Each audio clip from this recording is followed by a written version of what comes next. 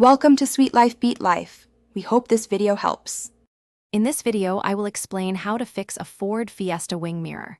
First, you'll want to carefully assess the damage to determine if you need to replace the entire unit or just a component, like the glass. Next, gather all your tools, such as screwdrivers, trim removal tools, and the new mirror part. Having everything ready saves time and makes the process much smoother. Let's get started on this straightforward repair. Before diving in, let's talk about the essential tools. You'll typically need a flathead screwdriver, a Torx T25 bit, and a plastic trim removal tool to protect your car's interior.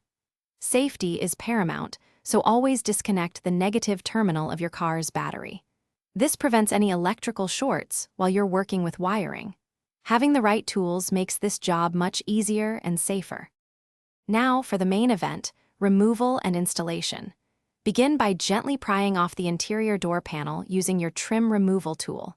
This exposes the 3 mounting screws and the electrical connector. Unscrew the old mirror, carefully unplug the wiring harness, and remove it. Then, position your new mirror, reconnect the electrical plug, and secure it with the 3 screws. It's a straightforward swap.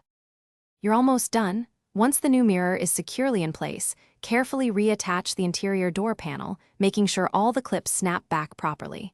Then, reconnect the negative terminal of your car's battery. The final, crucial step is to test all the mirror's functions. Check the electric adjustment, heating element, and any indicator lights to ensure everything works perfectly.